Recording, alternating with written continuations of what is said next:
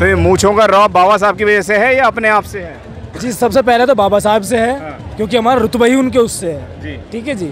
अगर जो वो नहीं होता तो आज हम कुछ नहीं होते। मेन चीज़ ये है, ठीक है। वो जो भी करके गए वो सिर्फ हमारे लिए नहीं, सबके लिए करके गए। पर लेकिन मानने की बात है, ये जो मनुवादी होते हैं ये नहीं मानते, ये सिर्फ अपने मन की चलाते हैं। ये मनुवादी होते हैं, ये कि नहीं जानते कि ये सोचते कि हम अपने चलाएं, इन पे अपने अपने थोपे जो भी सोचना है, ठीक है। लेकिन हमारे अंदर नहीं है, क्योंकि बाबा साहब थे जो वो हमारे लिए कर गए, सिर्फ हमारे लिए नहीं सबके लिए है, ठीक है। हमको समझ में आ गया तो हमने समझ लिया वो, ठीक है जी। वो एक हमें नीचे तबके से ऊपर लेके आए हैं। आज हम जो इस जगह घूम रहे हैं अपने पार्लियामेंट के अंदर, हम आके एक ऊंची आवाज़ में हम एक नारा लगा सकते हैं, वो सिर्फ एक बाबा साहब की वजह से है, उनकी बदौलत है। अगर जो वो नहीं होते तो आज हम कुछ नहीं होते, ठीक है। आजकल का युवा तो समझता नहीं है, वो कहता है बाबा साहब ने हमारे लिए कुछ नहीं करा, ऐसा कहता है। जिनको नहीं पता वो कुछ नहीं समझेगा, ठीक है। उनको तुम कितना ही समझा लो, उनके आगे तो ऐसा भैंस के आगे बीन बजाने वाला सिस्टम, क्योंकि उनके दिमाग में जो है अभी मनुवादी का ही घुसा हुआ है। अगर जो किसी ने कह दिया कि उसको माता आ गई तो जान लेंगे कि माता आ गई है उनके ऊपर, वो ये नहीं समझे कैसे आई है, कोई तो पता नहीं है। उनका कहने का मतलब है पढ़े लिखे हैं, शिक्षित नहीं है। कहने के लिए शिक्षित है पर शिक्षित माइंड से नहीं है, सिर्फ पढ़े लिखे हैं। जो लिख दिया वो पढ़ लिया।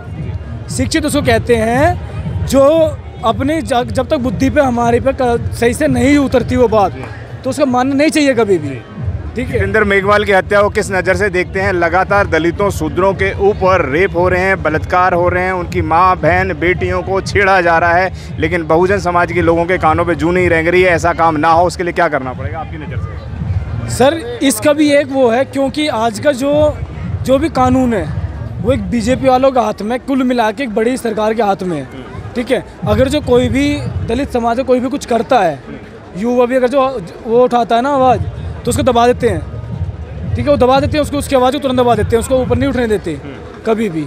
क्या कर रहा जाए जिसकी वजह से ऐसा काम ना हो? सरकार आनी चाहिए। सरकार कैसे आएगी? वो तो युवा जागेगा जब भी तो आएगी। तो युवा जाग रहा है, युवा तो भटक भी रहा है, क्या भटक रहे हैं ज़्यादा, यही तो दिक्कत है कि भटक रहे हैं। कैसे जुड़ेगा युवा, कैसे बनेगी सरकार?